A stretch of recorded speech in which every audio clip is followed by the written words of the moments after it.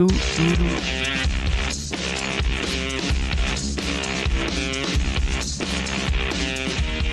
don't have to tell you things are bad. Everybody knows things are bad. Everybody's out of work or scared of losing their job. The dollar buys a nickel's worth. Banks are going bust. Shopkeepers keep a gun under the counter. Punks are running wild in the street, and there's nobody anywhere who seems to know what to do, and there's no end to it.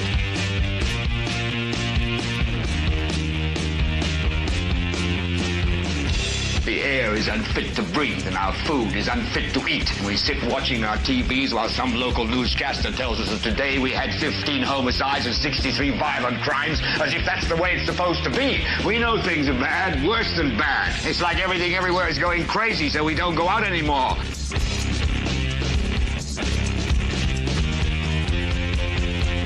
We sit in the house, and slowly the world we're living in is getting smaller, and all we say is, please, at least leave us alone in our living rooms. Let me have my toaster and my TV and my steel-belted radios, and I won't say anything. Just leave us alone. Well, I'm not going to leave you alone. I want you to get mad.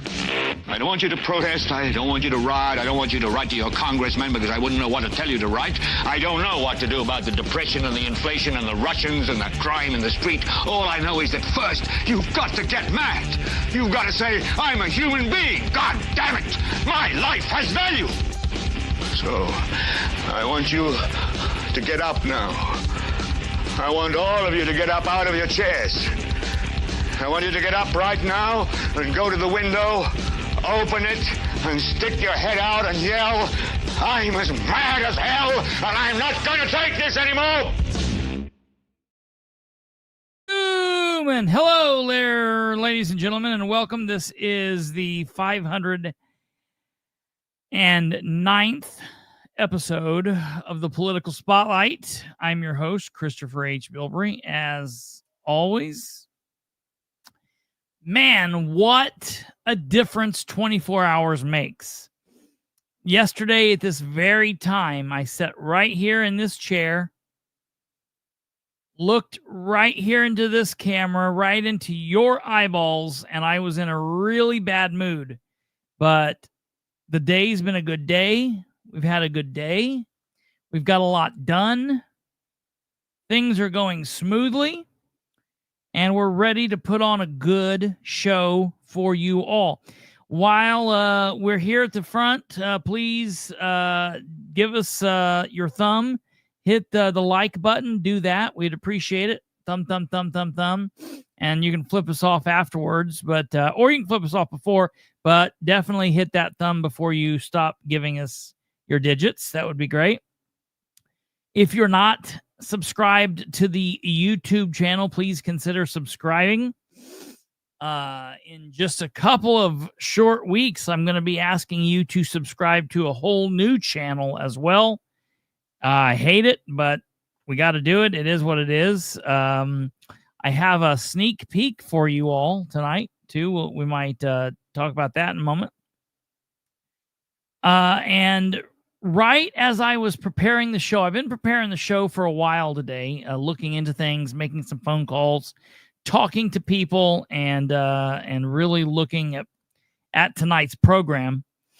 And while that was happening, something really big, boom, happened in Henry County today.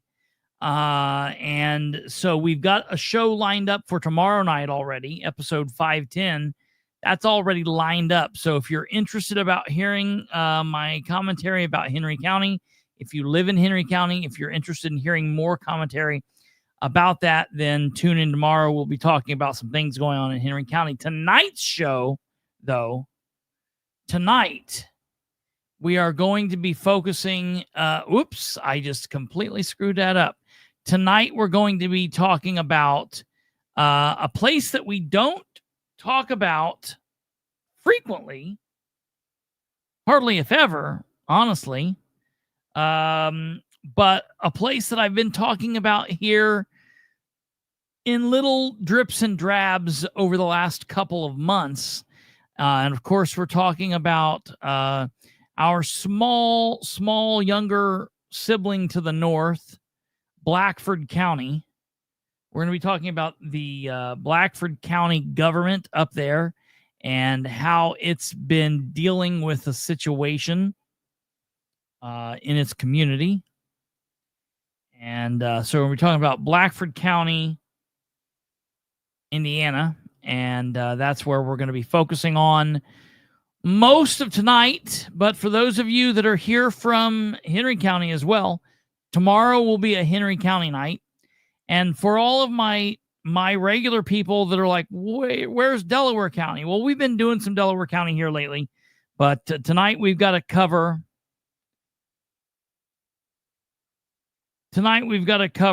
a situation in Blackford County.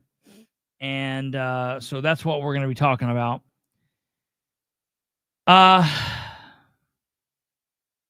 Before we get there, I want to get this out of the way. I'm going to go ahead and give you guys the sneak peek. Uh-oh. I got somebody here. Give me 1 second here. We'll see what goes on. This is going to say watching. Oh, good. Okay. Well, anonymous participant 998 just said watching. Can't wait to see this shady situation be covered. And so we are going to hopefully give you a glimpse into what's going on in Blackford County. So we are happy to hear that. For those of you that are watching live currently, which is Tuesday, August 19th, it's about 9:09 p.m. Eastern. Thank you for being here. If you're here via the replay button in the future, thank you. You can communicate if you're watching live over here at the right-hand side, or if you're watching via the future, you can communicate down here in the comment section. Either way, we will get back to you, and we love to hear your comments and your thoughts, whether you agree or disagree, yada, yada, yada. Kate's down there. She's making sure the show is running smoothly. She's waving at me, and she's out here helping and doing all that stuff. So, all right, real quick, before we get into the main part of the show, I've been teasing a new program that we're going to be starting here in a couple of weeks.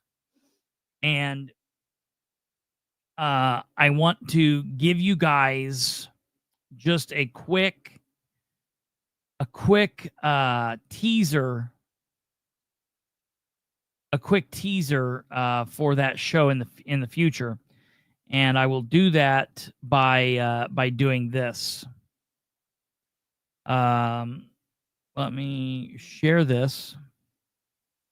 I get mixed reviews. People like the intro to this show. Some people don't like it. Some of you might go back in time from the very, very beginning and remember the old intro to Perception is Reality, the original show I did.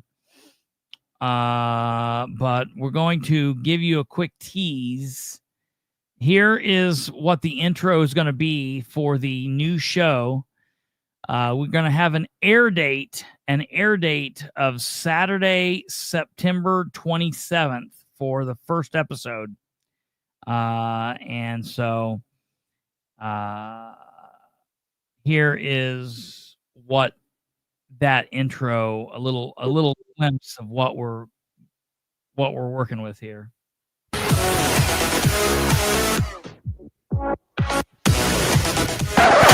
Two middle-aged troublemakers, no script, maximum opinions, and absolutely zero political correctness.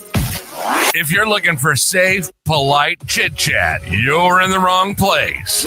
So get ready for a no-filter dive into everyday life issues, current events, and the occasional crisis sprinkled in, with plenty of sarcasm, laughter, and maybe even something profound from time to time.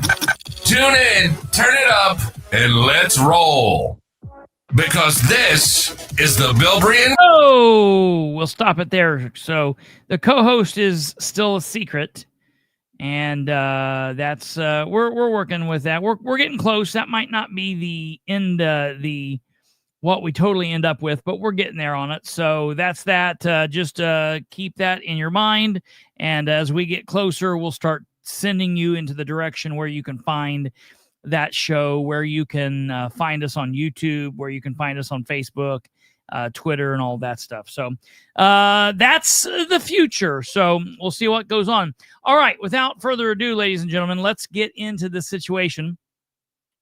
First and foremost up, I want to remind everybody of what we're talking about. So back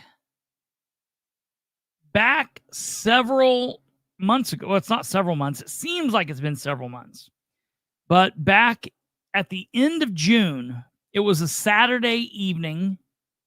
I'm sure we were off here. We're off on Fridays and Saturdays. But there was a little get-together, and when I mean a little get-together, I mean something that was just absolutely out of this world ridiculous. It was a house party that busted out of the house, got completely, just absolutely out of control. It was obnoxious, obscene. It was ridiculous.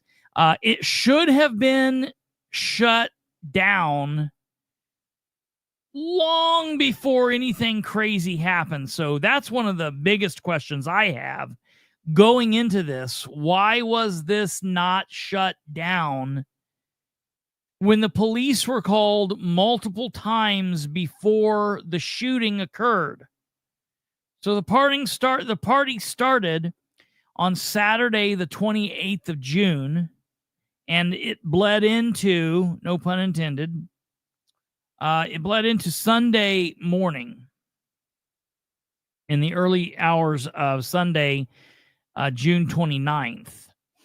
And the only thing that we currently have, unless I'm sure there's other video out there. I've not been able to find it. I'm sure there's other people that's videoed it. And this kind of just stumbled upon me talking about this really just yesterday, when I received a shocking response from the Blackford County Sheriff. And so in the next couple of days, I will start going out and looking to find maybe other video from people who were there and were shooting video to their social media. I'll be looking for that. But as of right now, we only have one small glimpse. That's all. Just one very small glimpse into how crazy this party was. And we've looked at this on the show before, but we're going to look at it again here right now. Okay. And I'm going to show you this. We've talked about this before. Okay. So this was a video that was taken by Cassandra Renee. And she posted this on social media. So that's out there. And we're going to look at this video here. Okay. This is driving down County Road, South County Road. I want to say it right. Driving down South County Road 500 East. And again, what we want to look at is the number of cars that we're going to see. Okay. And this is what we did last time. But look, you're going to see them on both sides of the road here in a minute. We'll just kind of pause this slowly so people can see. And it's bad that the phone switches over here and kind of cuts to the left. But because I guarantee you, just from the little bit that what we've seen to the right, there's cars parked, bang, bang, bang, bang, all the way up.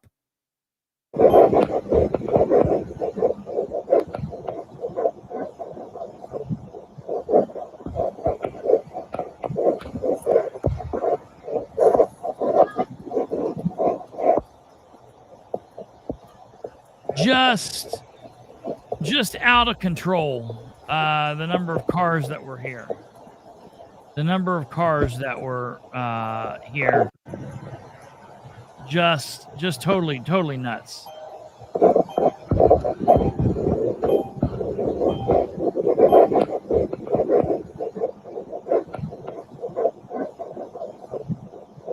Look at this one more time here.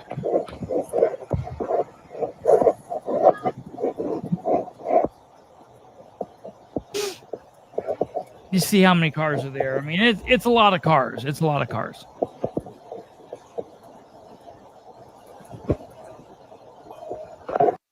Okay, so we're done there. So, and the post that went along with this, as we can see down here at the bottom, the post said,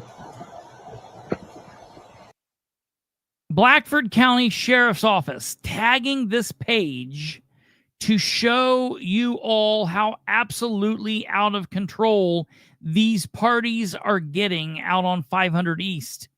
These people are so drunk, they are running out in front of my vehicle and screaming and yelling at each other.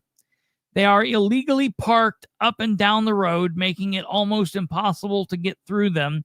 Then add 30 plus drunk people out in the road. I'm so tired of the loud music, the drag racing, drunk driving, beer cans dumped all over the road, and the absolute insanity it is to even try to get down 500 East. Okay. So this is something that, like, this wasn't the first night that they had this. As we can see here, this is something that it appears as though it had been happening over and over and over and over. Well, what we now know, unfortunately, is sometime after this video was taken, and after police had already been called to this scene a couple of different times, okay? And when I say police, I mean Blackford County Sheriff's Department. I have heard that there were officers from the Hartford City Police Department that were out there, Hartford City being the county seat. And then state police were there at one point. My question has always been from day one, why was this party not shut down? What was going on that police would show up, see this, and then be like, okay, I'm 10-8 back in service. We're done here. Like, that's crazy to me. And to say, well, the party was just too big, it was out of control, we couldn't do anything. That's not acceptable. So that has to be answered at some point. I guess maybe it will. I don't know. I've not seen anything that answers that yet. So after this happens, we know that in the early morning hours, a shooting occurred, and unfortunately, a 21-year-old was shot and killed. The 21-year-old's name was Mike Norris, and he was shot and killed. And then I can only assume that just all complete insanity probably ensued from that point. What got brought to my attention was the fact that the investigation seemed to be a little bizarre. I've been a police officer that's been a patrolman and called to scenes like this. I've been a police officer that's been a detective and been called to scenes like this. I've also worked for the prosecutor's office and dealt with situations that's been similar to this. So I'm not just Monday morning quarterbacking this as somebody that has no bearing or no understanding. I do have understanding about what should and should not happen here. And one of the very first things that caught my attention was some of the posts that were saying that the coroner, the elected coroner of the county, was not called to the scene of a homicide. Okay. Not talking about at the time whether it was a murder or not, because, in the early seconds after the shooting, you don't know, right? You don't know, because homicide is just the taking of a life, the taking of a human life. Murder is an illegal homicide. You can have justified homicide. So you need all of the parts in play to be a part of this investigation. And when you have a death, specifically a death that is, for example, when my 76-year-old grandmother who had cancer passed, we didn't call all the authorities in, and the coroner didn't come out. We called her doctor, we called the funeral home, and away it went. You don't need an autopsy because she was 76 years old. Unfortunately, she had cancer. It was what it was.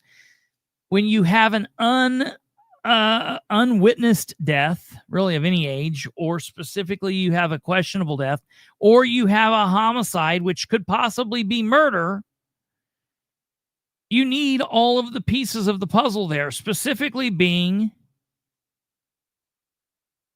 the coroner. And to find out that the coroner only was made aware of this incident because of a social media post, and that the coroner needed to contact emergency dispatch himself, is absolutely insane. Okay. And so we have here in the comments someone who was the chief deputy coroner of Madison County. And you're going to hear me say things in this, like I'm going to talk about Blackford County, and then a couple times I'm going to talk about the bigger counties to the south, being Delaware and Madison County, Marion County. I'm not throwing shade on Blackford County in any way, but we just have to kind of set the stage. Obviously, Delaware County, Madison County, those counties are going to deal with more call volume. They've got, more people in smaller places. You're going to deal with more things, and your people on the ground, your law enforcement, your emergency management people, the first responders are going to deal with more things on a more frequent basis than, say, you will in a smaller county like Blackford County. So I'm not throwing any shade. It just is what it is. And listen, I'm going to say, I don't personally know, like, not as a best friend. Okay. I don't know the coroner up there like a best friend. I don't know that guy like I know Kate, or like I know Catherine, or other people. But I do know of him, and from what I know of him, he is a professional individual. He has experience working in the coroner's office in Delaware County. So he has been trained where things happen. And so he, in my opinion, has been a good coroner for Blackford County. And to find out that he's not being called, to find out that he has been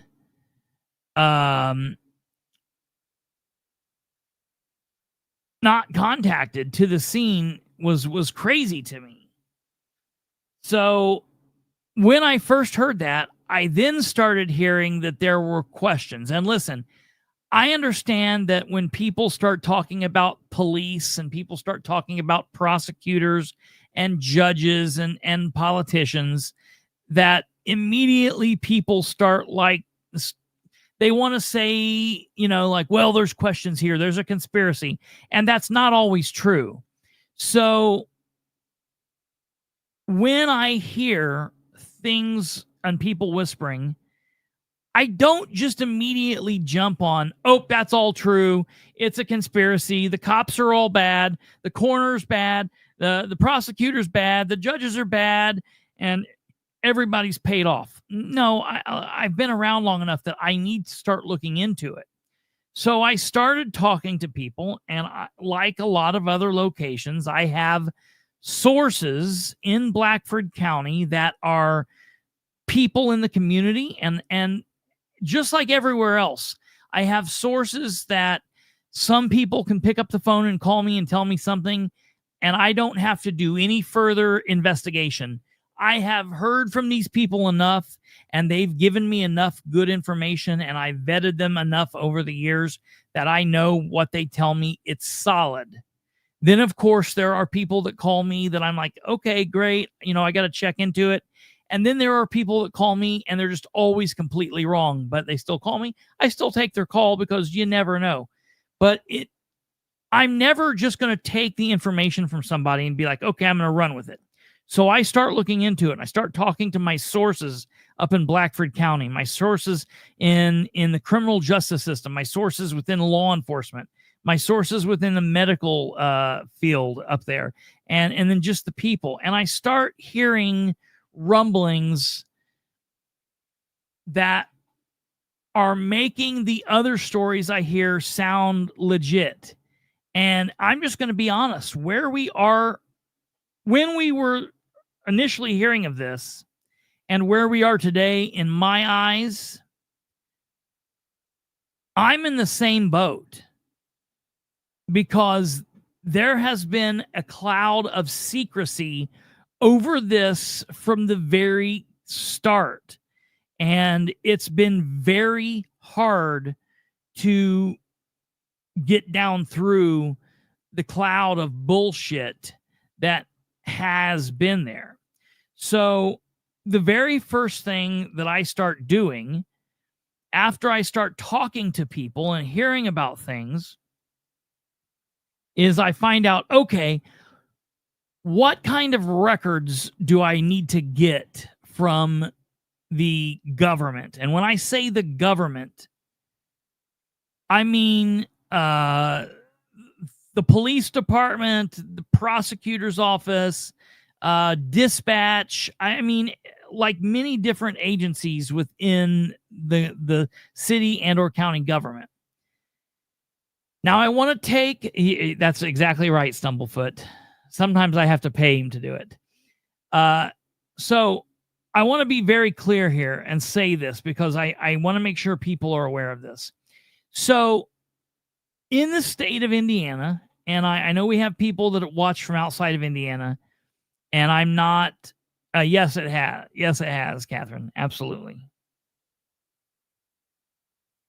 I'm not talking about anything outside of Indiana at this point. I know we've got people that are listening from outside of Indiana.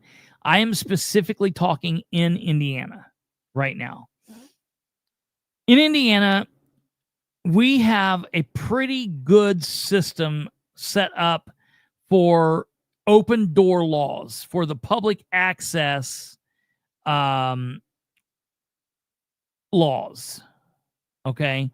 And so when you're dealing with city, county, or state government, 99% of all the documents that any of these elected and appointed people, police officers, firemen, city councilors, mayors, the attorneys for these places, 99% of what they deal with is something that the public and or media can get their hands on. All you've got to do is you've got to issue an open records request, which in the state of Indiana is called an APRA request. It is the Access to Public Record Request Act. And you fill this out, and sometimes it's a form, sometimes you just email it. I just basically use my own form because it's legally sound, and I've used it over the years. And so you put this together and you request these documents. Now, I get a lot of people that call me because they hear me say that, and then they're like, well, I was arrested, but I'm not able to get this or this or this. And I have to say there's a caveat to this. There's a caveat here. When there are police reports tied to an investigation, or when there are documents, evidence, papers, police reports that are tied to a criminal prosecution, there are exemptions within the law that allows them to deny record request on certain documents. However, even though certain documents and certain evidence is allowed to be restricted from public release, there are certain documents that are just absolutely requestable. Like Catherine sitting here talking about, saying that the death certificate is a public record. Generally, normal initial police front pages of the initial report can be releasable. Specifically speaking, and this is big, specifically speaking, the probable cause affidavit for arrest and the charging information, those two documents are always available. Now, there are a few times where, for example, me and Kate and Catherine are going to do a robbery, and we pull off a robbery at Acme Bakery. We go in, we steal all the donuts, and they arrest me. And when they arrest me, they're talking to me and they're trying to get me to roll on Catherine and Kate. And so they sometimes will seal my arrest, my probable cause affidavit, until they are able to pick up Catherine and Kate. But once all of the arrests are complete, those are unsealed, and those can always be requested, okay? So I want to be very clear. Yeah, I know. See, I got people. Hey, I'm snitching. I am snitching. In a minute. I don't ever burn anybody. Ever, never, never. So I filed this record request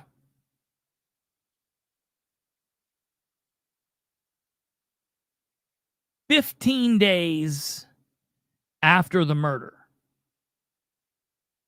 16 days. So the murder occurred on the 29th, and I filed the record request on July 14th. And people might say, well, like, wait, why did you what took so long? Why were you waiting? What was going on? So I was talking to people and gathering information to find out what I wanted to request.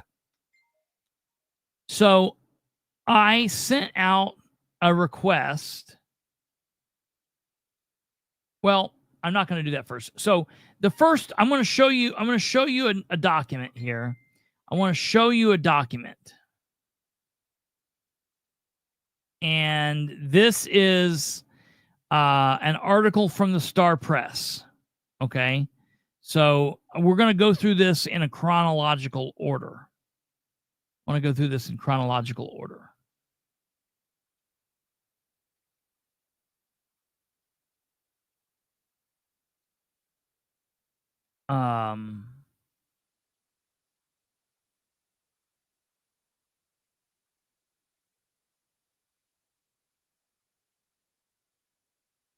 We're going to go through this. Oh, good. Yes. Thank you, Catherine. I appreciate that.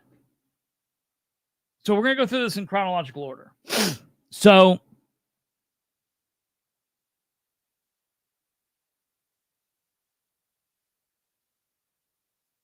on the 29th, the day of the murder, the Star Press releases this. 2 in custody after Blackford County man is fatally shot. Now, my question to you is, 2 in custody after Blackford County man is fatally shot. What does that make you think? When I read this, I think, oh, they've got the murderer. They've got, maybe there were, 2 people plotting to hurt this guy or whatever, or who knows? Maybe one person was the shooter and one person was the driver. So let's listen to this.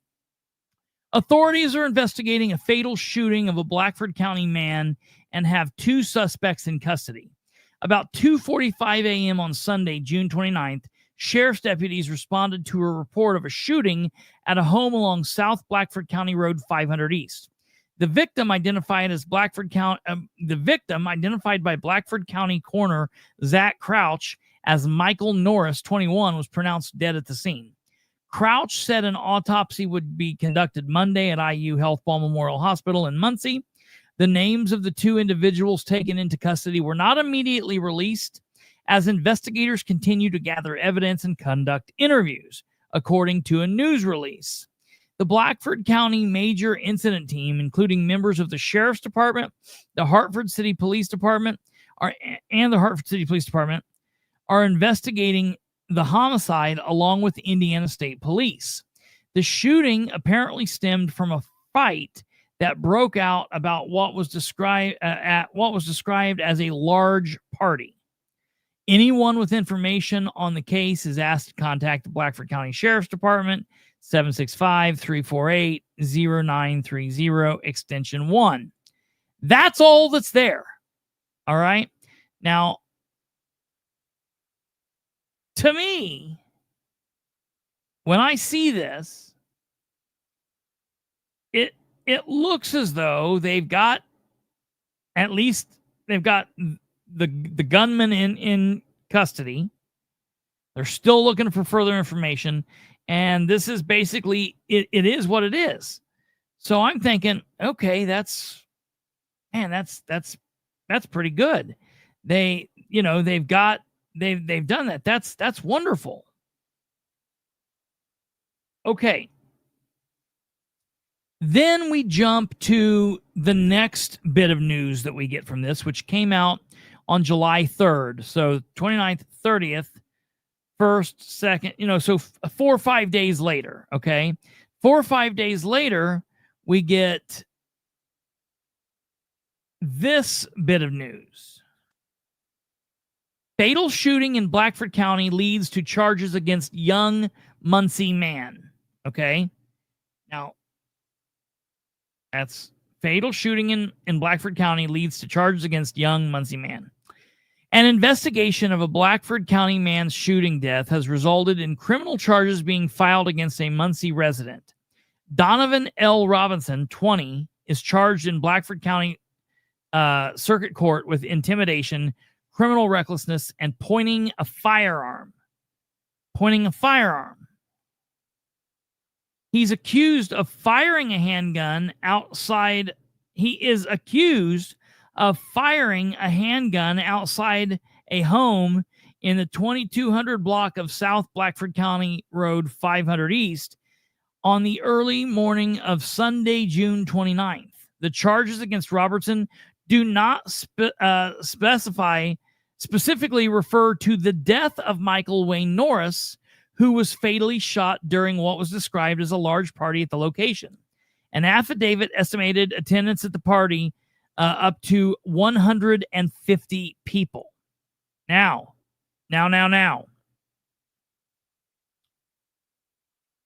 This is an important line.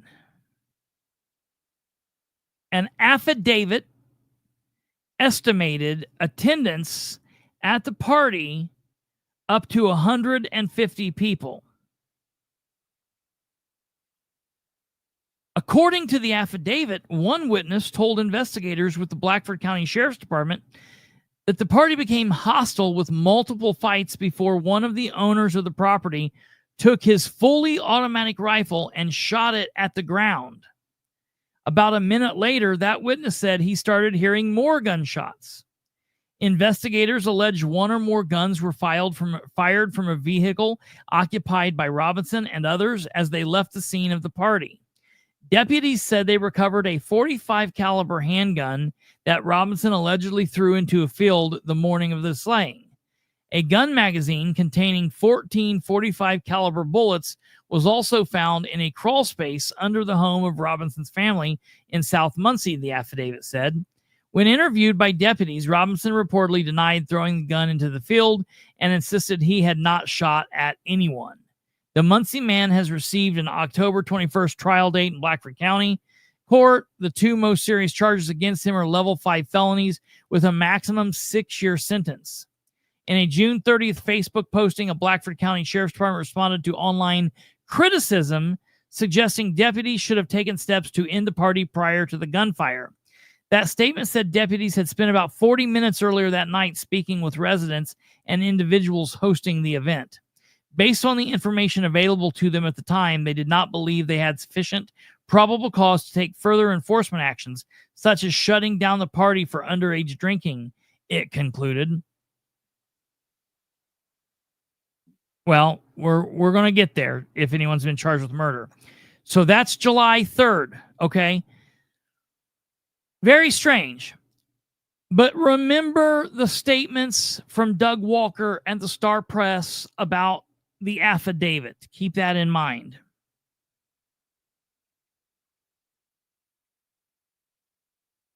Okay?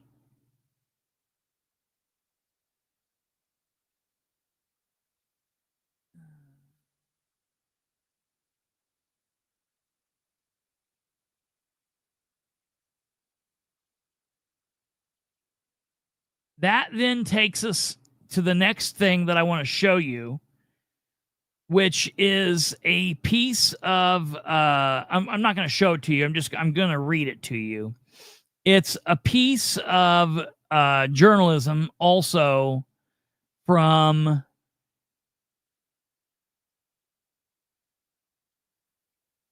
Channel 27 News out of Grant County. It's the gentleman, we've talked about him, reference the Grant County stuff. It's the gentleman that's paid by the Grant County commissioners. So he did a piece on July 11th. So the last article we read was from July 3rd.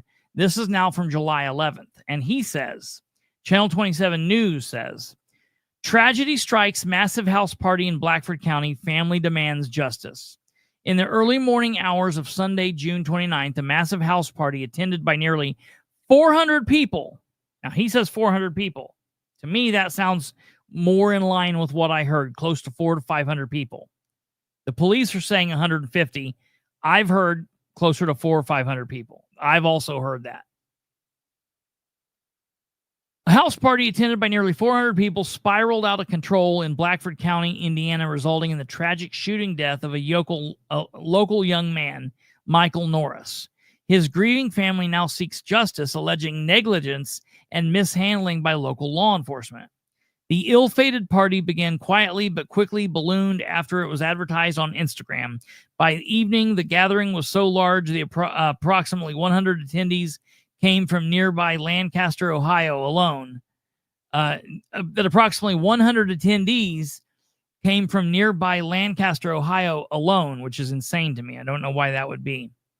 Authorities were alerted twice. First, due to parked vehicles obstructing traffic, and later for reports of minors consuming alcohol. All right? Despite these calls, responding officers reportedly took minimal action. According to Michael's mother, officers spoke briefly to a 20-year-old resident, mistakenly treating him as the homeowner, and subsequently left without checking IDs or thoroughly assessing the situation. The Blackford County Sheriff's Office has confirmed that deputies spent about 40 minutes at the party speaking with residents and event hosts, determining they lacked sufficient probable cause to shut the gathering down. Listen, it doesn't take probable cause to shut a gathering down. It takes probable cause to make an arrest. Ball State police officers shut parties down all the time. They don't teach you at the academy, oh, you need probable cause to shut a party down. Listen, you start telling people, like, we're going to start checking IDs, yada, yada, yada. Now, listen, the point of the matter is, when you've got a party, and I don't care if they want to say it was 100 people, 150 people, 400 people, when you start getting that many people and that many cars, you're not dealing with a situation where people's like, okay, get off my property. We've got here's the deal. I got 4 people playing poker at my house, just friendly game. There's 4 or 5 work buddies come over and hanging out. And somebody calls the police, and the police come to my door. We're not playing loud music. We're not yelling. Nothing's happening. They just knock on my door and say, hey, we'd like to talk to you. I can tell them to get lost, get off my property, and they got to do it, and they're going to do it. But you got 500 people that's running around crazy outside, and then you got cars parked in the roadway. Here's what you do. Think, man. Think smarter, not harder. Go out and start towing cars. You know what that's going to do? When you got the first 2 or 3 tow trucks pull up, people are going to start running out to their cars and getting the hell out of Dodge. There are ways to shut the party down that you can do that's legal. You're not violating anybody's rights, and you're doing the right thing. To find out that these police officers spent 40 minutes at this scene and apparently didn't talk to the actual homeowner and couldn't figure out a way to start getting people out of there? What is going on in Blackford County? Okay? Just absolutely crazy. The situation soon escalated drastically as attendees attempted to shut down the party and rising chaos. Gunfire erupted approximately 2:45 a.m., tragically claiming Michael's life. Deputies responded to the scene and discovered Michael deceased. Despite multiple calls to authorities, Michael's body reportedly remained unattended for over 3 hours before a concerned citizen had alerted the coroner, Zach Crouch, after seeing the disturbing scene shared on social media. Michael's mother is quoted as saying, "My son laid in the field for 3 hours and 15 minutes, Michael's distraught mother explained. Nobody even called the coroner until someone saw it on Facebook. 2 suspects have been taken into custody in the connection with the shooting, with their identities at the time being withheld as the investigation continues. The sheriff's office confirmed the investigation was being conducted alongside the state police."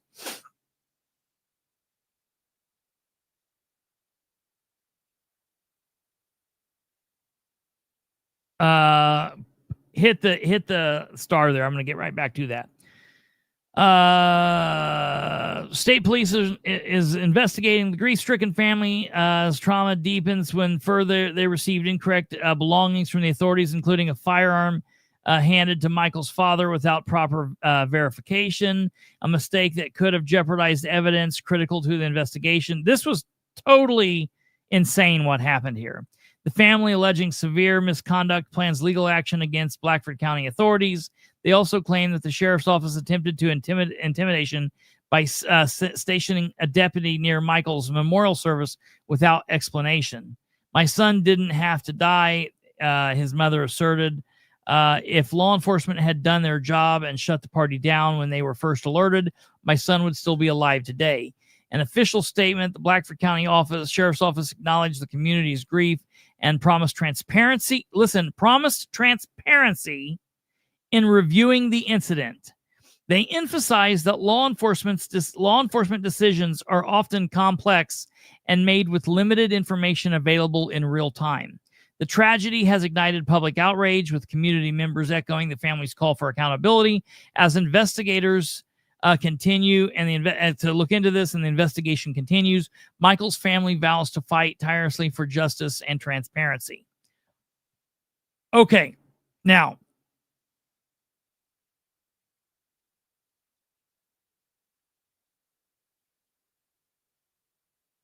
Reddit Whip says, "I don't know what officers responded or deputies to the house throughout the night, but it's a tiny community. And I have a theory that a cop that responded knew some attendees and were afraid to get them in trouble. That has always been the absolute basis of the everything going wrong here. Up to and including, there have been allegations that someone from the prosecutor's office, either family member, was in attendance and called and pulled some strings. And listen, I'm not telling you, listen to me. I'm not telling you that I know for a fact that someone from the prosecutor's office was there, or their family was there, or a cop was there off duty, or a cop's family member was there off duty. I'm just telling you, those are rumors. Those are the rumors going around. And the way that they can deal with that is to be transparent and to get out in front of it. If that's the case, they need to come forward and say, this is what was going on. It, had nothing to do with but this person was there. Hiding, the cover-up's always worse than the crime, point blank. So I don't know if that's true or not. I'm just telling you, that's the rumor, that's the theories, and I'm hearing that from very reliable sources. All right. So that was July 11th. July 11th. Now we're going to go to the 14th. And the 14th is when I submitted my record request. The record request that I submitted is here. I sent it to the sheriff, told him who I was, told him I had a records request, and sent the records request. Now, this is what I initially requested. Under Indiana's Access to Public Record Act, Indiana Code 51431, I, Kristopher H. Bilbrey of the Political Spotlight, am requesting the opportunity to inspect or obtain copies of the following public records: all initial case reports, supplemental reports, and or any other reports that deputies of your department have generated based on all calls for service from dispatch or due to their own officers of stopping to investigate the goings-on of the following address: 2225 South 500 East in Blackford County, Indiana, from January 1st, 2025 through July 14th, 2025. So well before the party and well after the party. The reason I am requesting that, I'm just going to be upfront and honest, is because I've heard there have been multiple calls for service here, and I've been told that the calls for service never resulted in any police action. And that makes me curious. Why? Why would you have police officers being sent to a house over and over and over with no resolution on anything ever? Okay, so that causes me to have a question. Now, I was pretty certain when I sent that initial, that first thing, that I probably wouldn't get any supplemental or investigative reports on the night of the murder. I figured that they would hit me with the exemption, and I was fine with that. But there is literally no reason why they can't give me other calls for service from a month before the murder, 2 months before the murder, in January, or 2 weeks after the murder. Any calls for service that didn't specifically line up with that murder, there is no reason why I cannot get those records. So keep that in your mind. Number 2, I requested all logs or lists of all deputies or other law enforcement officers that answered all calls for service to that address from the dates of June 27th 28th, 29th, or 30th in the year 2025. Now listen, this is basically just a list of deputies or other law enforcement personnel that have been at that house on those dates. Giving me that list of names in no way can hurt the investigation. There's literally no way that the names of the deputies that have been at that house on June 27th, 28th, 29th, and 30th of 2025 can hurt it. Just no way. So keep that in mind. Request number 3.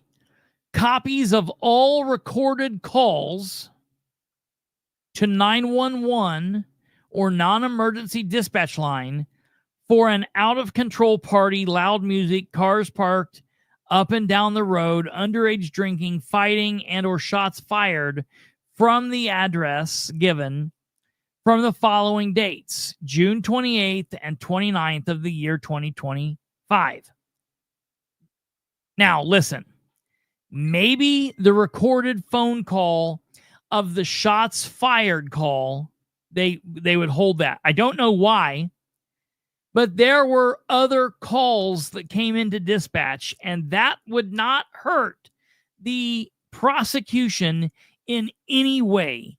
They should easily be able to release those calls, and holding those calls makes zero sense. Keep that in mind.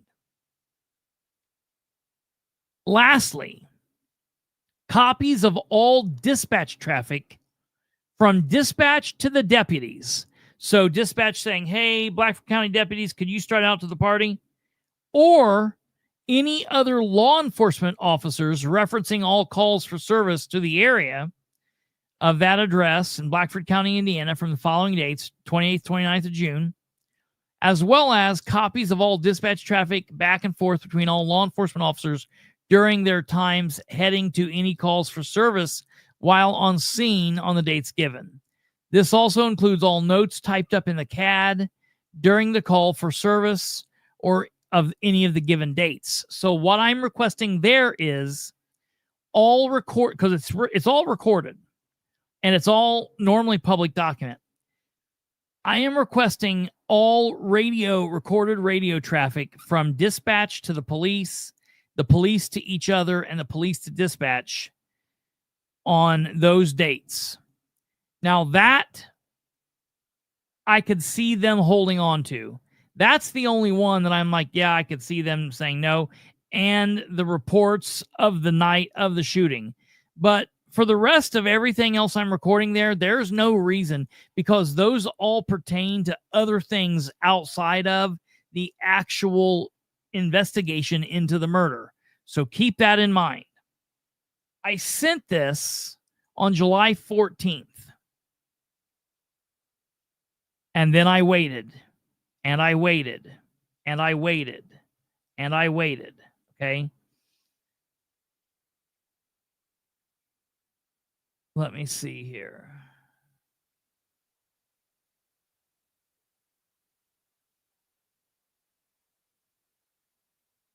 Sure. Oops.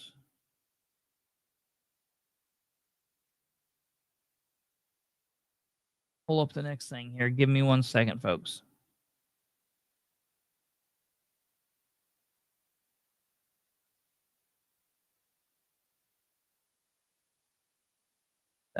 Okay. So I waited and waited and waited, and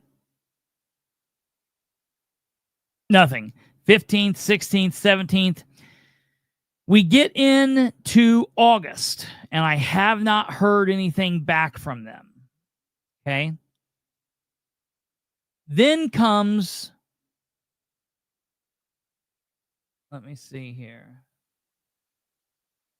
August 6th, the date of August 6th. On August 6th, a report in the Star Press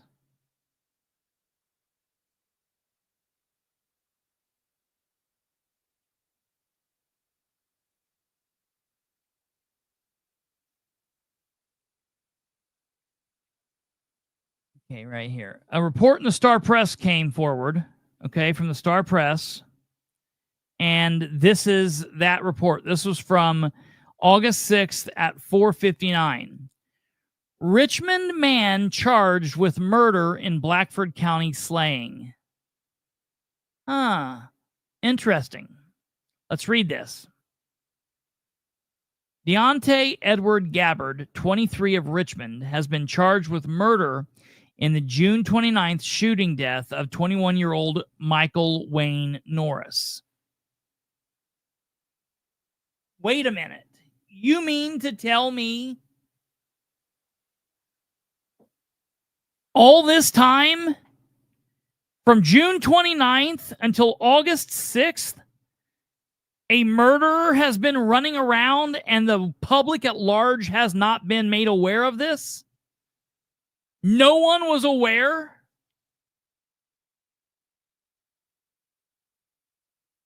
It just so happens that on the 6th, the newspaper writes on this. It's the Star Press.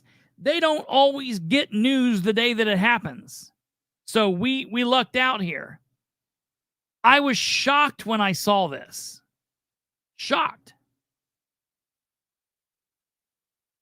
The arrest follows a 5-week investigation involving multiple agencies, resulting in, listen to this, resulting in 12 arrests.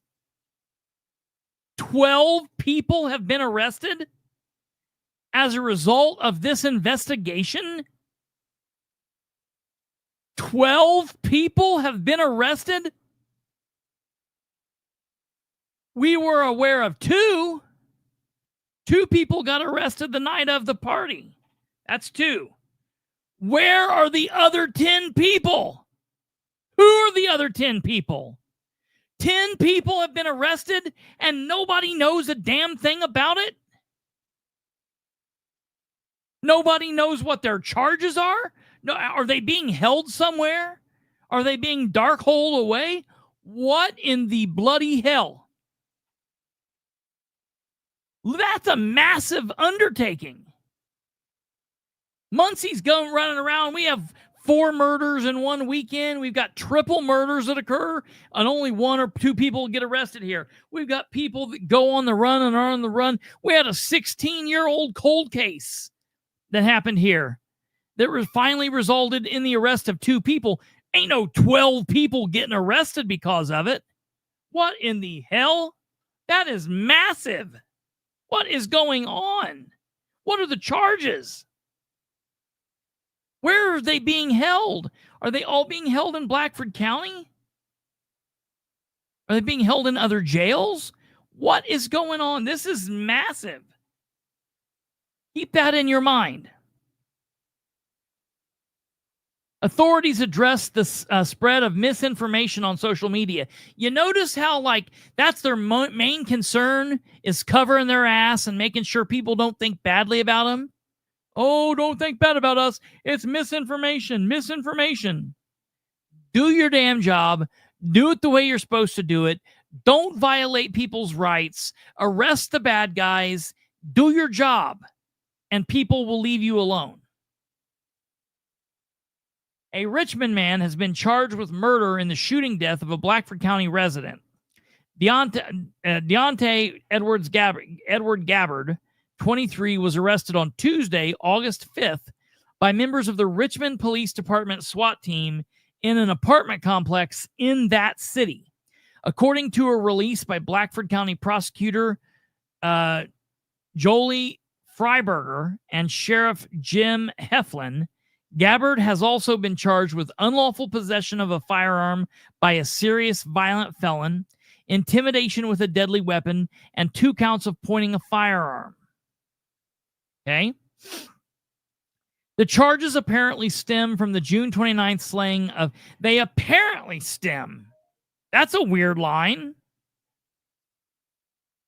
They apparently stem from the June 29th slaying of Michael Wayne Norris, 21, who was fatally shot during what was described as a large party southeast of Hartford City.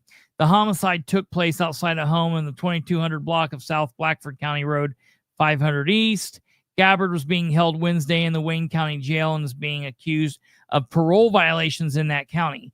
Freiburger, the prosecutor, and Heflin said the investigation spanning more than 5 weeks had resulted in 12 arrests, 9 firearms being removed. I mean, this is like a federal deal here. This is a major sweep. Prosecutors and the sheriff said the release also serves as a response to the numerous false statements, rumors, and misinformation that have circulated on social media. I'm going to tell them like I tell Muncie Mayor Dan Ridenhour. If you don't want people putting the pieces together themselves and possibly having misinformation marked in between there, then you've got to open your dumbass mouth and you've got to give the information that you need out there or you want out there. If you just keep your thumbs up your ass and your mouth shut, people are going to start to wonder and put things together themselves.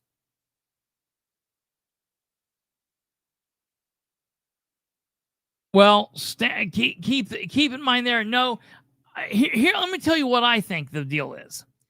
I think all these 12 arrests thing, I think this is all a bunch of bullshit. I think they got somebody for like, hey, we got you for jaywalking, or you had an arrest warrant because you didn't pay $300 on your child support. And they ding these. Here's my personal opinion. I think this was a botched investigation from the very start, and they wanted to make it look as good as possible.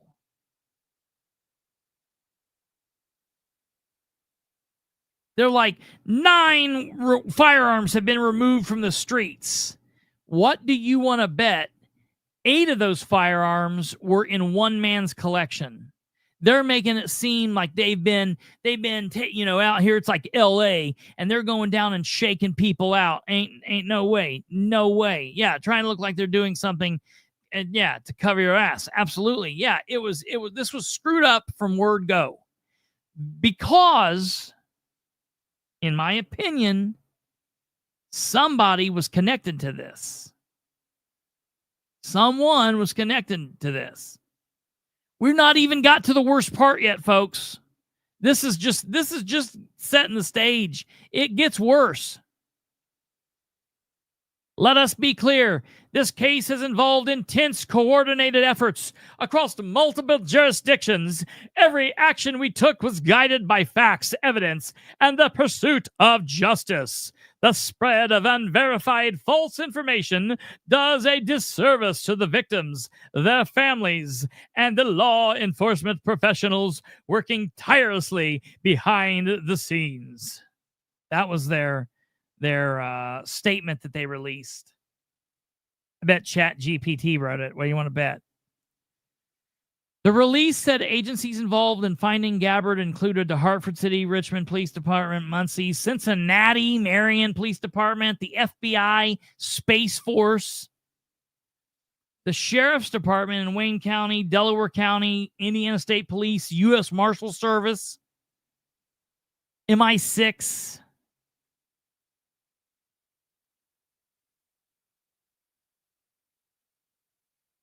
the Israeli Defense people.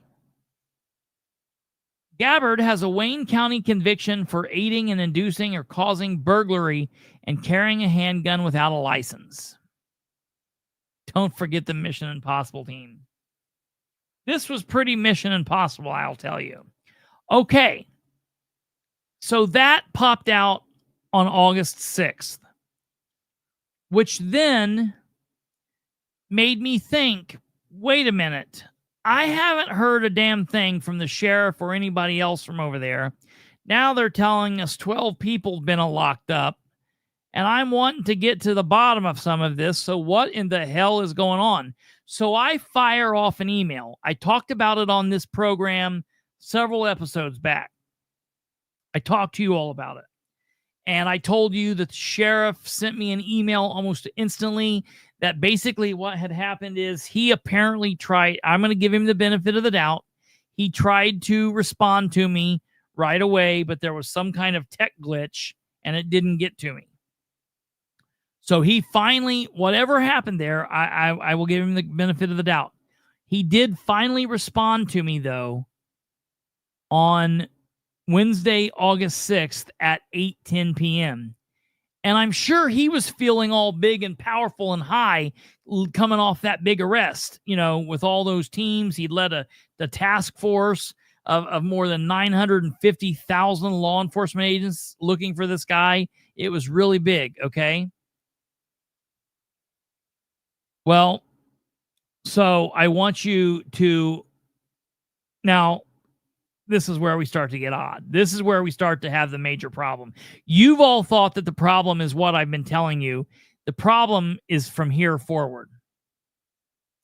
The sheriff says this: Kristopher, I've received your record request and have forwarded it to the prosecutor's office. Okay? Now, if we believe that he sent this to me, his claim to me was that he originally sent this message the day after I sent the request. So I sent the request on July 14th. He claims to me that he sent this initial response to me on the 15th of July. So let's read this like it's coming to us on the 15th of July. If he wants me to buy that and wants me to give him the benefit of the doubt, I will. But then he's going to have to take it when I say, okay, then we're going to read this like you're sending this to me on July 15th. Okay? Keep that in mind. So on July 15th, he says, I've received your record request and I have forwarded it to the prosecutor's office for review.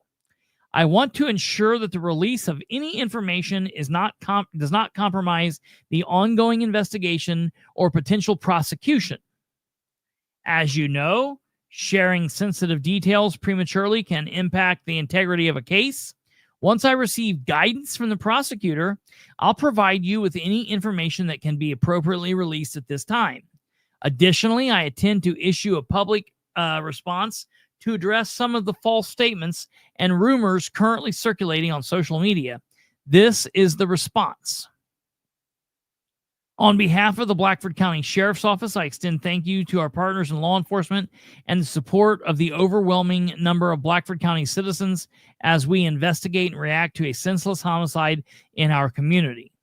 It is not unusual for stories to spread about such events, but it is important for public officials to be certain the public has an account that is accurate. Stories, posts, and rumors often omit critical facts and offer misleading takes on what transpired.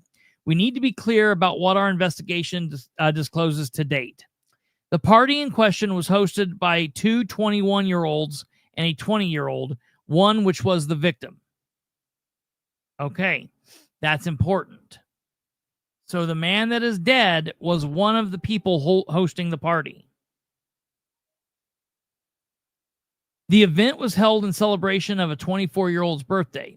The party was widely advertised by way of social media posts. This led to the presence of many individuals who evidently chose to attend regardless of whether they knew the honoree or the hosts. Estimates are that 100 to 150 individuals were present at the party at some point in the evening. I'm going to tell you, the one thing that is certain is that is a very lowball number. That is a very lowball number.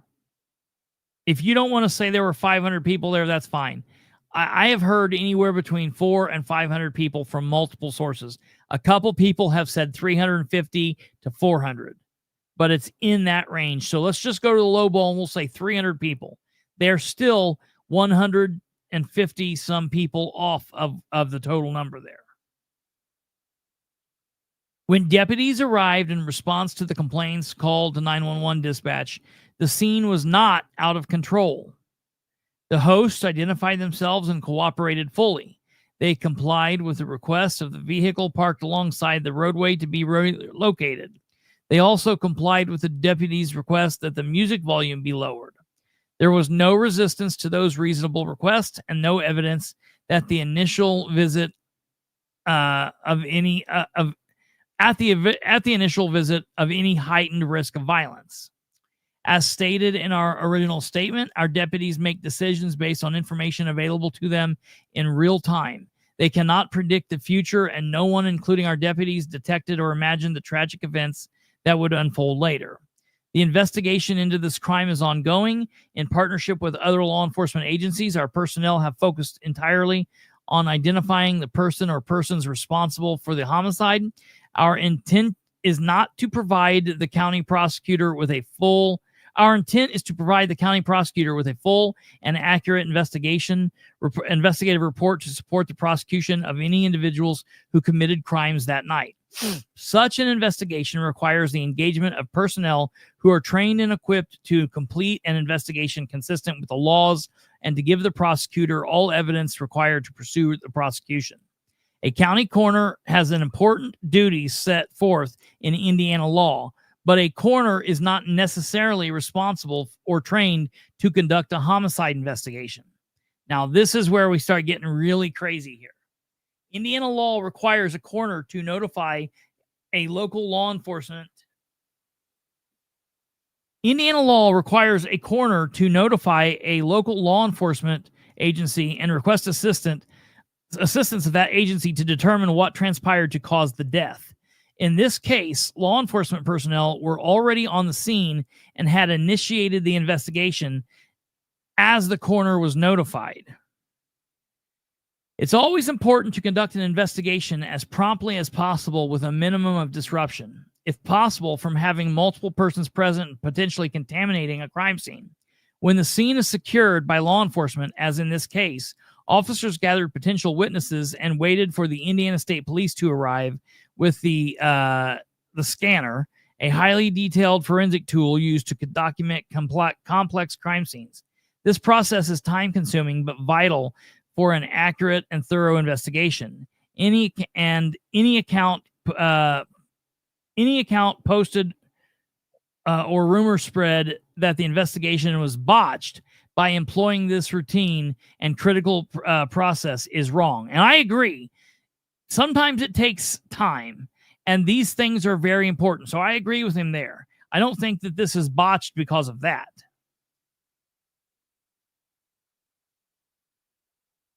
Other reports challenge the presence of law enforcement officers present outside Michael's funeral service. It is true that a deputy was dispatched to the funeral home. This had no connection to the investigation, but rather was a courtesy to support the grieving family and to add a sense of security because I had disclosed to them that we were still looking for our suspect. We acknowledge the shock and grief they continue to suffer from this senseless crime. We serve them and our community the best when our investigation identifies the perpetrator or perpetrators, and our work leads to an conviction and punishment of those responsible. Finally, please recognize the hundreds of hours that officers from the Hartford City Police Department, Blackford County Sheriff's Office have poured into this investigation. These men have worked tirelessly with professionalism to uncover the truth, to pursue justice. Their work should not be discredited or dismissed by speculation, misreporting, or political posturing. As always, we urge the public to seek the truth and not clickbait. Okay, so what I want to say about this is, number one, they seem to be very overly concerned about what people are saying. And in an investigation, you just got to not worry about that. You just got to go where the facts lead you and do your job, and don't spend so much time worrying about that. Let the process and what happens speak for itself. And when there are stumbles or chaos, that also speaks for itself. I don't particularly have a problem that there was a deputy at the funeral home. Maybe it made the family uncomfortable. I don't know. To me, I would have been fine with that, whatever. I could see maybe they were not okay with it, whatever. That's on them. But I don't have a problem with that. My problem is the transparency and the lack of information. Bottom line. I understand that there are things that you hold back from the public in an investigation. I'm not stupid. I was a cop. I've done that very same thing. But you can still communicate, and there's always information that you can tell people to make them feel better, to make them understand that you're working, and to make put people's minds at ease. They did not do this here. Okay? Well, so this is what he sent to me on the 6th of August. Then, without any follow-up, I didn't send him any further information. I think I sent him something saying, okay, thank you. Let me know what you hear. Because keep in mind, he told me on the 6th of August. Keep in mind, he told me on the 6th of August. So which do I believe? On the 6th of August, he's telling me that he sent the prosecutor's office my request on the 15th of July. So that means by the time he and I are talking to this, the prosecutor's office has had my request for several weeks. Then, completely out of the blue, and without any prompting from me, 2 days later, on Friday the 8th, he sends me this. Mr. Bilbrey, I've spoken with the prosecutor regarding the documents that could potentially be released. So it sounds like they're going to potentially release these documents to me. There are some documents they're going to release. She has requested to review them and will meet with me, meaning him, the sheriff, on Monday to determine if there is any information she wishes to make public at this time. So,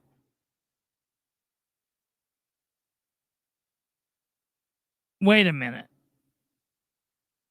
You mean to tell me it's been all this time and magically 2 days after I reached out to you, she didn't know when I reached out to him.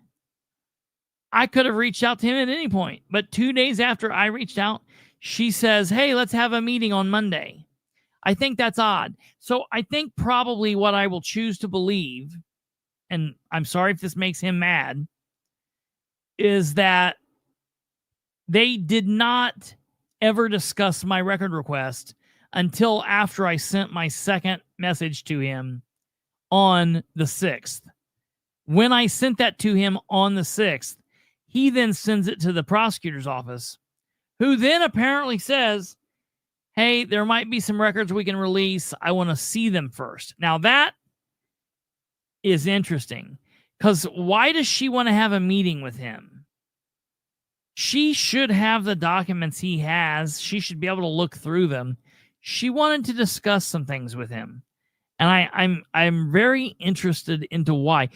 Because as this is going along, I'm talking to more people who are telling me the person or the people that are involved in this situation that are hinky is the prosecutor's office. Joelle Freiburger. Joelle Freiburger is the lady who is the elected prosecutor, and she is the one who people are questioning that maybe someone connected to her was at this party. Something was going on, and she's the one that has the attitude with the coroner's office. She's the one that didn't care if the coroner was there or not. She's the one that's had this very weird deal through all of this. This is her. Very young looking. I don't know how old she is. She's only been the elected prosecutor since January 2023. And this is very strange.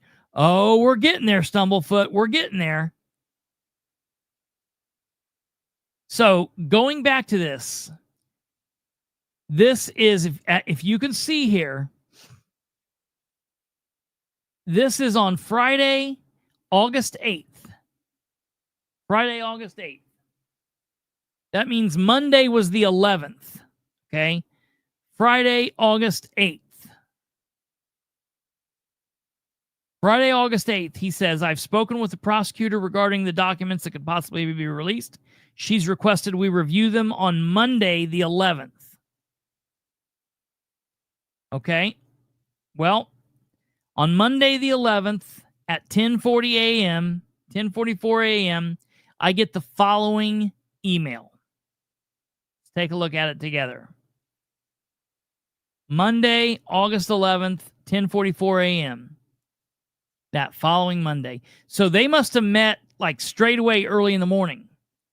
Mr. Bilbrey, after consultation with the prosecutor's office, it has been determined that no records responsive to your request will be released at this time. The matter is part of an active and ongoing criminal investigation, and the release of these materials could compromise investigative efforts. Wait a minute. So you're telling me that the names of the cops on your department, me just knowing names, could hamper this prosecution? How could knowing names hamper the investigation? You're telling me knowing the number of calls for service to this address could hamper the investigation or the prosecution? That knowing that there was traffic, dispatch traffic, before the murder or after the murder, sending people to this area could hurt that? How's that possible? We go on. Pursuant to Indiana Code 51434B1, investigatory records are law enforcement investigatory records of law enforcement agencies are accepted from the disclosure at the discretion of the agency. Absolutely true. Stumblefoot. Absolutely. That's true what he's saying there. This exemption applies to records compiled in the course of investigation of a crime. The records you have requested fall within this statutory exception and are therefore being withheld. Okay? This determination is made in accordance with the Access to Public Records Act and is based on current status of the investigation. Should circumstances change, that request may be reevaluated. Okay?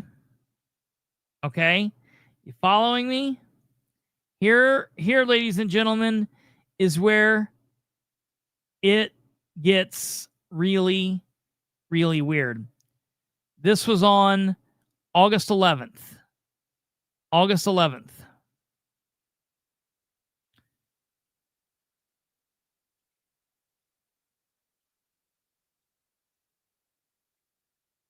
Give me a second. Let me stack up these next documents.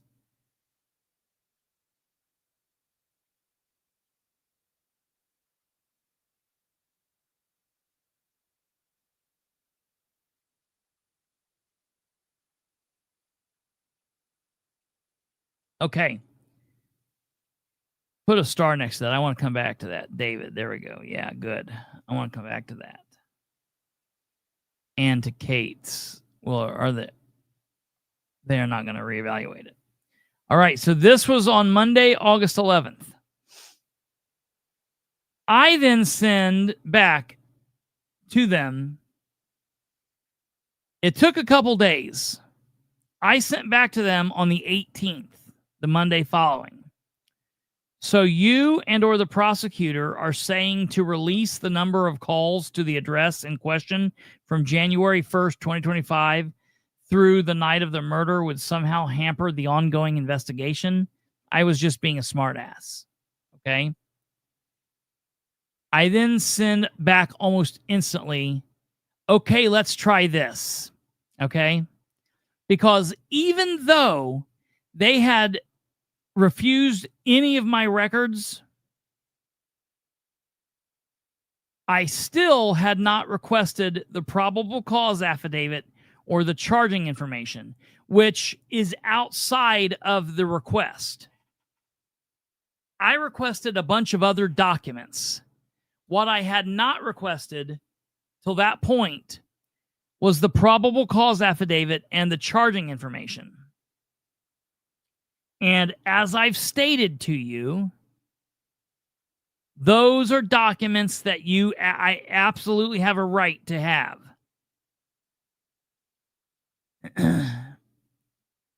On Monday, August 18th at 12:10 a.m., I say, okay, let's try this. I'm requesting all probable cause affidavits for everyone that has been arrested in connection with this case.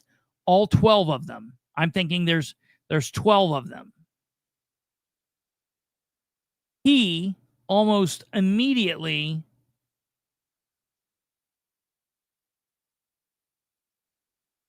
sends me back the following email. This picture, and then down at the bottom, it says, there has been a gag order set on this case. I cannot discuss anything with this case. I apologize.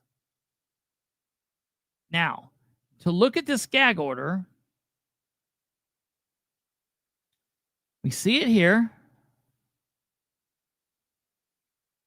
It was dated the day after they told me no.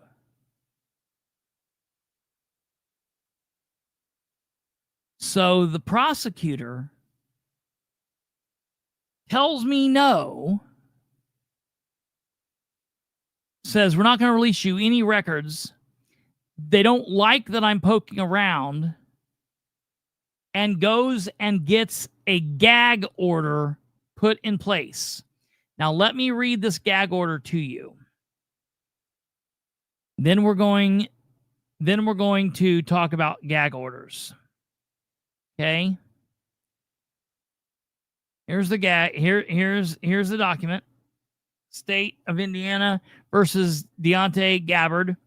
Order granting state's motion prohibiting the parties, counsel, law enforcement officials, court personnel, coroner, and family members from disseminating information or releasing any extrajudicial statements by means of public communication. Comes now the state of Indiana by its prosecuting attorney, Joelle Freiburger, and having filed its motion prohibiting the parties, counsel, law enforcement officials, court personnel, coroner, family members from disseminating information, and the court having reviewed said motion and being duly advised of the premise now find the state's motion should be granted. And it's signed and dated by Judge Body on the 12th day of August, 2025. Now, folks, I read this last night while I was live on air with you. I found it. I found this and read this last night. And I about came unglued out of my seat. All right. When I saw this document,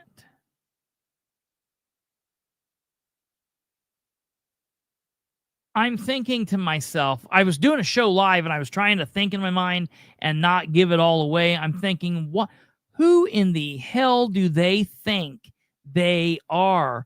What does she think she's doing? This does not require this. What is, I was lost. Now, people are like, well, what? It's just a legal thing, right? Well, it's no big deal. It is what it is.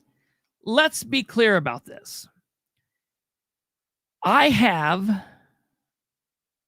a pretty extensive knowledge training experience in law enforcement as a police officer, as a patrolman, an investigator, a narcotics investigator, a sex crime investigator. I worked as an investigator in the Delaware County Prosecutor's Office. I am aware of policing and law enforcement criminal justice measures. I've been involved in criminal prosecutions. I am a legal study. I'm kind of as much as I'm a political junkie. I like to study what's going on. I like to know what's happening in Indiana. I know a lot of major historical crimes that have happened, not only in East Central Indiana, but all of Indiana and beyond. And when I'm reading this, literally the show's going off. I press the button. We do the rest of the show. I tell you guys I'm going to be talking about this tonight. I cancel the show, and I'm sitting here thinking, this is some bullshit if I ain't ever heard of it. I tell Kate, we're like talking about it. I'm like, this is some bullshit. I got to go. It was like 11:30 at night. I'm like, I don't care. I'm going to contact some of my sources from various different prosecutors' office, and I'm going to reach out. I'm going to find out like what their opinion is of this. This is insane. She's like, okay, because normally Kate and I do a little bit of a debriefing after the show. We might talk 5-10 minutes. Sometimes we talk an hour, just depends. I was like, I got to go. I got work to do. So I log off. We go off. I reach out to a couple of folks that I know. Between last night and today, I've talked to no less than 3 different prosecutors, meaning 2 of them are elected prosecutors. One of them is a deputy prosecutor, a long-standing deputy prosecutor. And I've talked to 4 other defense attorneys. And of those defense attorneys, 2 of them have been deputy prosecutors at other points in their life. And for the very first time in my life, that's a grand total of 3 prosecutors. That's 7 attorneys. For the very first time in my life. Yep, Kate just mouthed it down below. Kate, you were 100% right. I ask one legal... You know what the old joke is? The old joke is you can ask 100 attorneys one question and you'll get 100 different answers. Well, using math, I would assume you could generally ask 7 different attorneys one question and you should get 7 different answers, or at least some different answers. Every one of the attorneys, all of the white hats, all of the black hats, everybody that's been a prosecutor, all of the defense attorneys, every single one of them answered the exact same way. They said, this is, first of all, nonsense. This case does not require a gag order. It should not have a gag order. This prosecutor does not know what she's doing. There's no reason or no way this should be there. Number 2, they said gag orders are not used. I asked specifically the people who are currently prosecutors or deputy prosecutors, the 3 of them, have you used these in your office, or have you seen them used in your office? Have you seen other deputy prosecutors or your elected prosecutor use these? To which all of them have said no. The people who were the elected prosecutors said, I've never used one. And the people who were in office before me in our area never used them. Out of those 7 attorneys I talked to, 2 of them, we went further. 2 of them, and I'm sure some of you have guesses on who I talked to, but I'm not going to name them just to give them all equal plausible deniability. 2 of them, we went further, and we talked about cases in Indiana where gag orders have been used. And those two attorneys and I, in different times at different points, all came up with the exact same answer. To my knowledge, in Indiana, I can only think of 2 other times gag orders have been used in all 92 counties. Most recently in the Delphi murder case. And number 2 is the 1990s, early 90s, 91, 92 prosecution of Iron Mike Tyson with prosecutor Greg Garrison in Marion County. There was a gag order placed on that prosecution. So, in all of this time, myself and 2 other attorneys could only come up with 2 examples of a gag order being used. And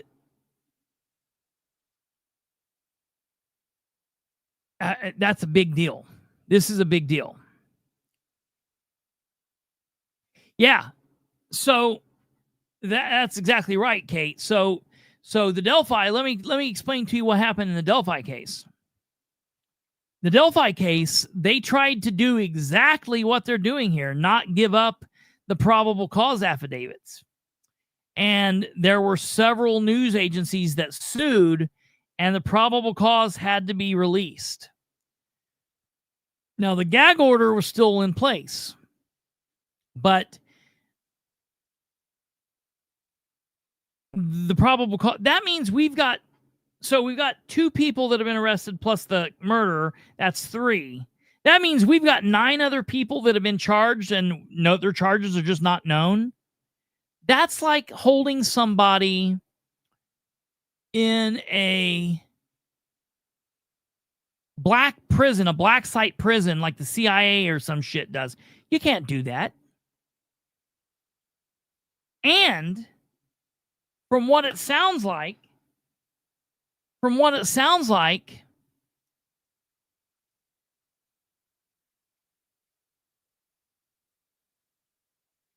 going back to that Star Press article, he's at least, if he's not seen the affidavit, which it seems like he has, that reporter, someone has at least read it to him.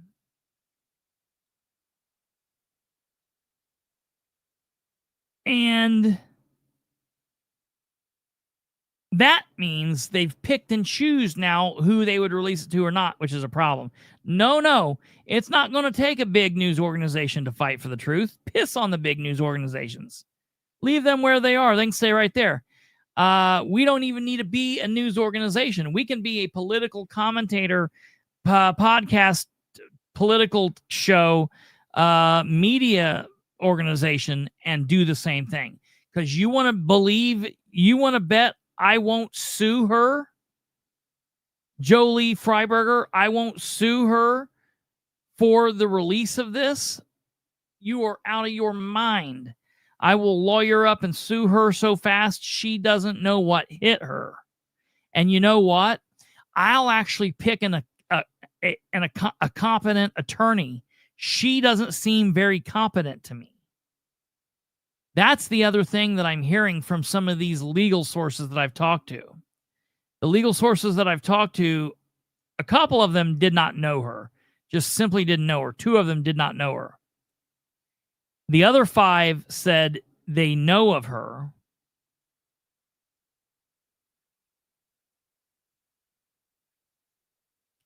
And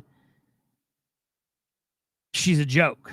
She doesn't know what she's doing. Yeah, ARW, very good possibility. Yeah, some of those very well could be. And if that's the case, though, they need to let us know that. That's not, see, here's what they've done. This is why this is so stupid, what they've done. This gag order now means none of them can talk about it. And let me be really clear. I'm gonna star you, and I'm gonna come back and talk to you. Stay right there, ARW, because I want to come back and hit on that. But I want to do this with you. I'm gonna show you what goes on here.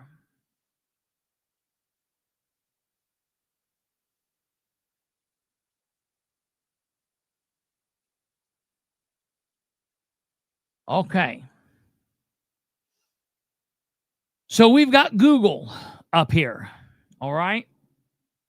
And I'm going to type in, well, I'm going to pull this down so you don't see. Give me 1 second. I'll type it in.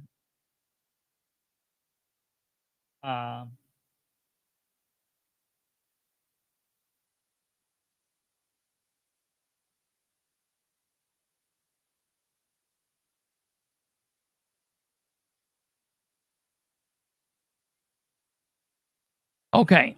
So I'll show you right here what I've got. Hard to see probably, but I'll read it to you. Gag order use in Indiana.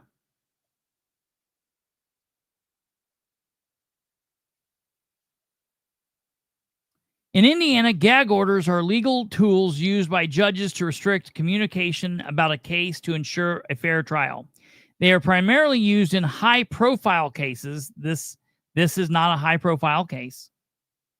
Or those involving sensitive information to prevent media coverage and public opinion from influencing the jury.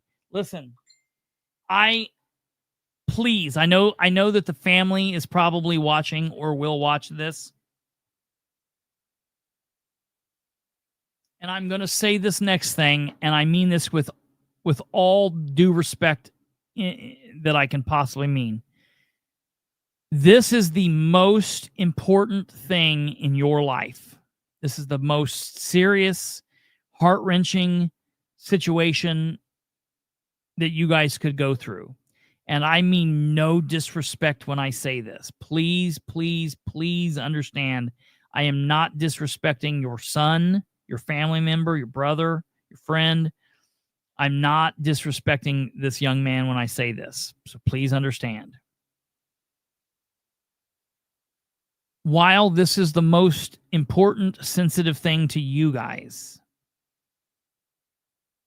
in the grand scheme of the criminal justice system, where there are cases that go on and stuff that happens, this is not any different than any other criminal case where a murderer is being prosecuted.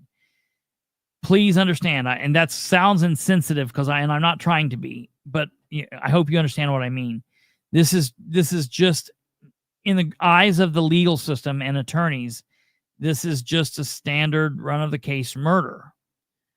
This is not a case in which gag orders would be used. The reason the gag order is being used here is they are trying to silence you. They're trying to silence sources.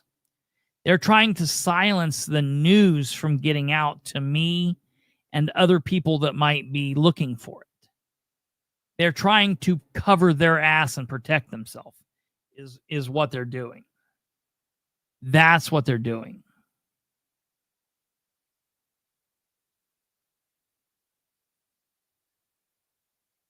Not a cold case. It has not had a huge media attention, and the victim or murderer is not like a famous person.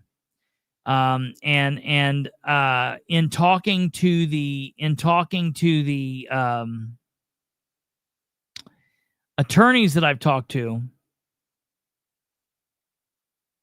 they've stated that the Indiana appellate courts don't like gag orders. They do not look kindly to gag orders because, as you see here in one of these things, there's a serious balancing act. Gag order presents a challenge to the First Amendment's guarantee of free speech. Courts must carefully balance the need to protect the judicial process with the public's right for information. Okay. And look here, examples in Indiana. They could only give one example. Now, we're aware that the Mike Tyson case was there. And I want to be clear. There have been other, I'm not saying that there haven't been other gag orders issued. I'm sure there have been other gag orders in Marion County. I'm sure they've been, I'm sure there's probably at some point been a gag order in Delaware or Madison County. I'm sure that Fort Wayne has had a gag order here or there. I'm just saying we don't know of them. We haven't heard of them. And they certainly haven't been for a case such as this. So coming back, number one, David Williams said, is the investigation still ongoing? How many more murderers are still out there? To my knowledge, from what I've heard before all of this happened, there are no more people being looked at. As far as they're concerned, the investigation is done, and now it's the criminal prosecution that they're doing. So that's that. Kate said they are not going to reevaluate it, and that's a very real possibility, specifically after I push them hard here coming up. But going back to ARW, but was it a scenario of really being arrested for outstanding warrants and trying to make it sound like it was tied to the Norris case? And yeah, that's probably realistically what happened here. Absolutely. Here's the thing. If that's the case, they need to let us know. They need to release this documentation and keep us posted. We have a right to know. They at some point really, because that reporter from the Star Press didn't just pull that number out of his ass. They've given him that number. So they need to clarify that. They also need to release these probable cause affidavits and let us know what's truly going on here. And I'm going to fight for this. So Stumblefoot said, so are you filing tomorrow?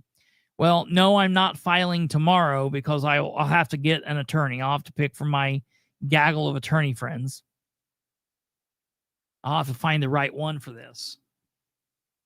But the other thing is, before I file, I'm going to try to do a couple in-run rounds around that to try and get these documents released the way that they should be without having to do that. Suing them is the last resort. I want them to do the right damn thing, and I'm going to try to do that first. But I'm not going to piss around with this long. I'm going to work on this the rest of this week, and if I can get them to do the right thing before the end of this week, then we'll do it. If I can't, I will seriously settle down, buckle into suing them, because this is a big deal. And it's things like this this has to happen to ensure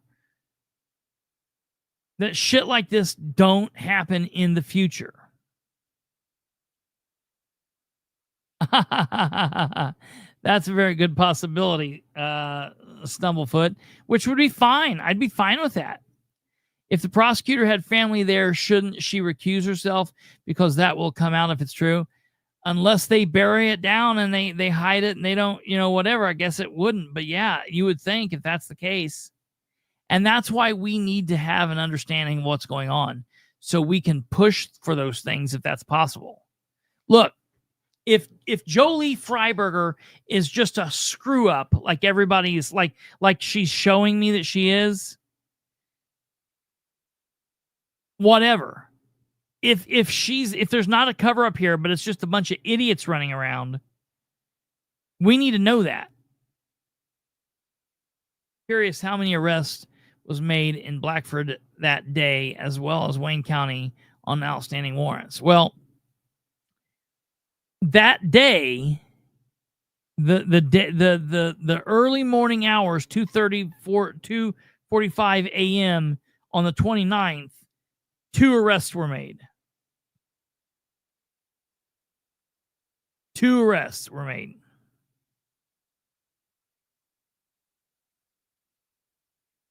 Oh, I didn't see that. Wait a minute. You mean on my on Facebook?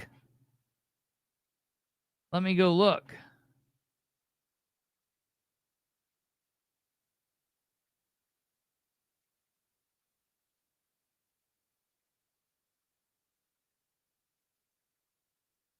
Give me a second.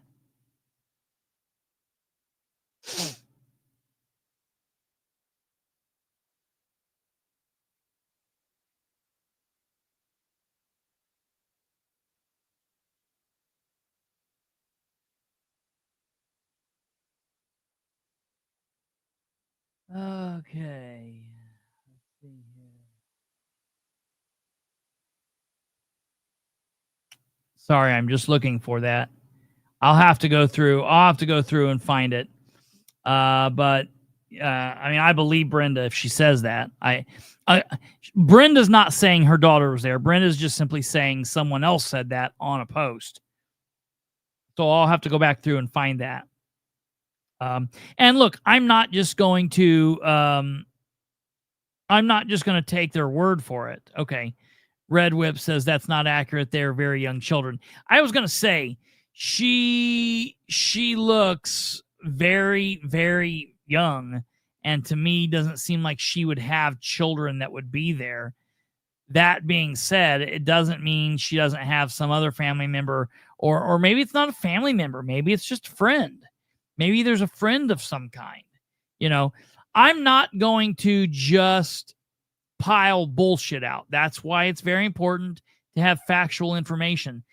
This is why it's important for them to release this nonsensical gag order. Do away with this. She needs to go back to the judge and explain that she made a serious misstep and have that gag order released.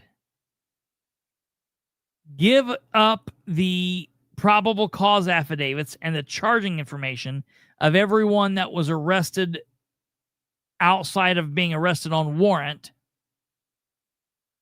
If you arrested people on warrant, then you need to not count that as part of it and give that factual number. And also, you need to give the records that don't hurt the investigation. You need to look at this and you need to do the right thing. The bottom line is, let me be clear. I'm not saying there's a cover-up, there's conspiracy, something bad's going on. Other people are saying it. And I'm saying, help yourself out. Come clean and let me prove that this isn't a cover-up. Do the right thing here. You've got to dig yourself out of this hole, and I'll help you. I'm not saying you've done anything wrong. I'm saying it looks funky, and I can understand why people think it because you're doing all this weird shit. Telling me I can't have records pertaining to public, to the probable cause affidavit and charging information on August 11th, and then filing for a gag order on the 12th is diabolically crazy, insane work. It's doing the wrong thing. You're doing too much outside of what you really need to be doing. You're spending all your time trying to hide from me instead of spending all of your time of trying to prosecute a murderer. Damn, that's a good line for like a short. Quit hiding from me and start prosecuting a murderer. Do the right thing in this case. Give the records up that you know can be given up. And the fact that it seems like the Star Press has the affidavit, now they're in a situation like Henry County was in when they let the Courier Times see something but wouldn't let me see something. They got into some hot water for that, and they in turn had to let me see the information. So I don't know. But what I will tell you is she seems like a dingbat. She seems like she's in over her head. And this isn't a situation that you can be like this. I'm sure she's used to prosecuting OWIs and possession of meth charges cases up there, and she can do that, day in and day out in her sleep. But we're now in the big boy leagues. You've caught a murder, and you owe that the same amount of respect that you would give anything else. And I'm letting you know that right now you're not giving that the respect it deserves. You're too busy worrying about what people are finding out, what people think, or what people believe about you. And that's going to lead you down a wrong path. It already is. So that's where we are with this. I am going to fight this. If there is anyone out there with information, okay, this is very, very important. If there's anyone out there with information, it is important that you get in contact with me. There are our links. There's the YouTube link, the Rumble account, and the 2 Facebook accounts. Political Spotlight, there's no the. Political Spotlight 318, or my personal Facebook, which I use as I basically have 2 Facebook pages for the show. I have my personal account for the show, and I have the Political Spotlight for the show. Go on either one of them. Send me a friend request, send me a message, something like that.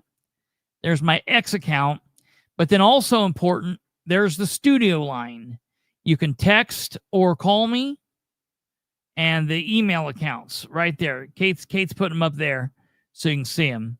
Call or text the studio line, 765-546-9796. There's my email account, khbilbrey@gmail.com. And then put the show. Our email is tpsprogram@gmail.com. That goes to us. So shoot us an email, get a hold of me. And now, don't just contact me and say a bunch of bullshit. Actually have something. Actually have something. If you do, that's important. But that's that. I don't know.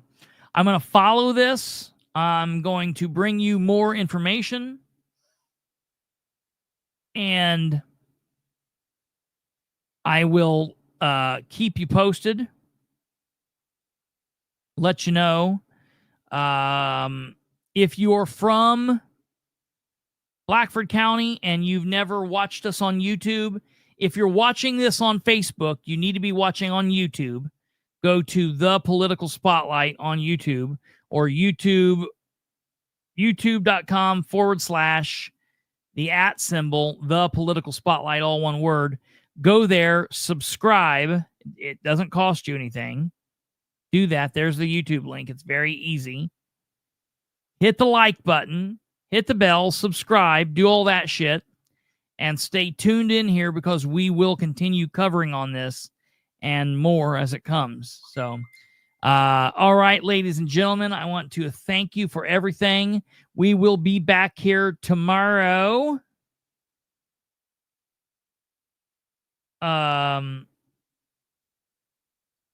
Kate sent me something here.